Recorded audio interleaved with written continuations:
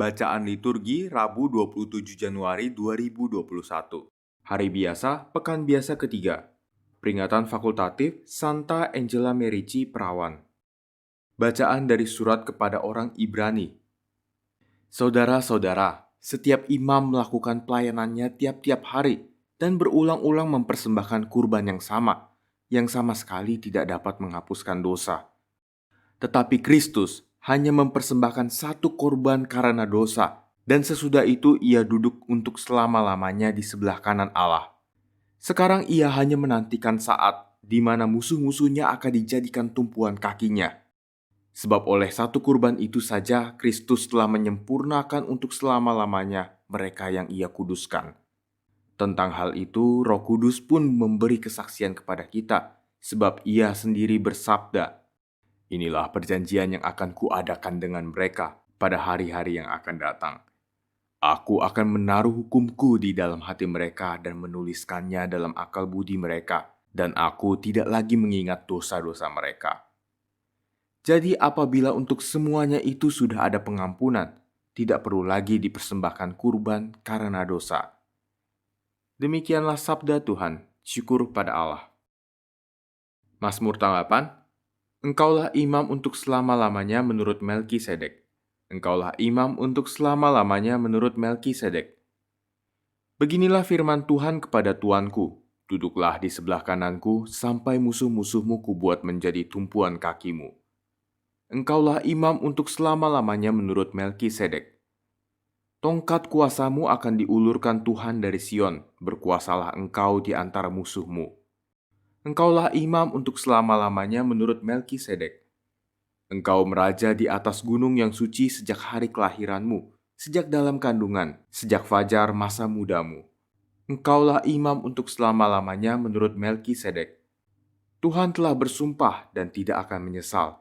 Engkau adalah imam untuk selama-lamanya menurut Melkisedek. Engkaulah imam untuk selama-lamanya menurut Melkisedek. Aleluya, aleluya. Benih itu melambangkan sabda Allah, penaburnya ialah Kristus.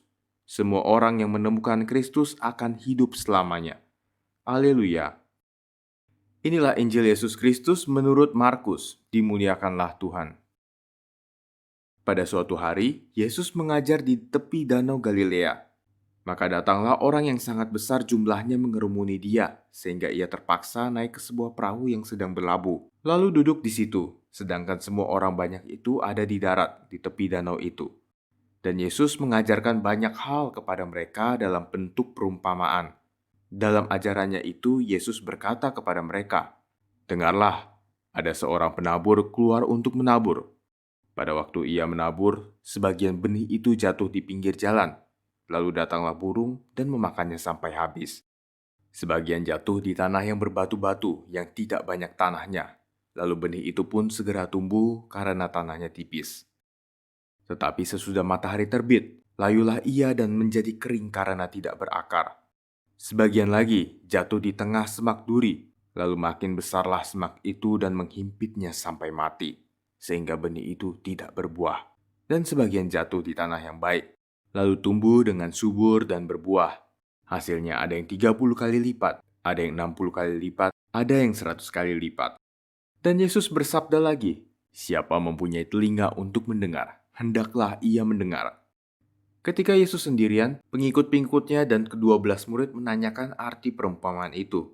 Jawabnya, "Kepadamu telah diberikan rahasia kerajaan Allah, tetapi kepada orang-orang luar segala sesuatu disampaikan dalam perumpamaan, supaya sekalipun melihat, mereka tidak menangkap, sekalipun mendengar, mereka tidak mengerti, biar mereka jangan berbalik dan mendapat ampun." Lalu Yesus berkata kepada mereka, "Tidakkah kamu mengerti perumpamaan ini? Kalau demikian, bagaimana kamu dapat memahami semua perumpamaan yang lain?" Penabur itu menaburkan sabda. Orang-orang yang di pinggir jalan, tempat sabda itu ditaburkan, ialah mereka yang mendengarkan sabda. Lalu datanglah iblis dan mengambil sabda yang baru ditaburkan di dalam mereka. Demikian juga yang ditaburkan di tanah yang berbatu-batu, ialah orang-orang yang mendengarkan sabda itu dan segera menerimanya dengan gembira. Tetapi sabda itu tidak berakar dan tahan sebentar saja. Apabila kemudian datang penindasan atau penganiayaan karena sabda itu, mereka segera murtad. Dan yang lain yang ditaburkan di tengah semak duri, ialah yang mendengar sabda itu, tetapi sabda itu lalu dihimpit oleh kekhawatiran dunia, tipu daya kekayaan dan keinginan-keinginan akan hal yang lain, sehingga sabda itu tidak berbuah. Dan akhirnya yang ditaburkan di tanah yang baik, ialah orang yang mendengar dan menyambut sabda itu lalu berbuah.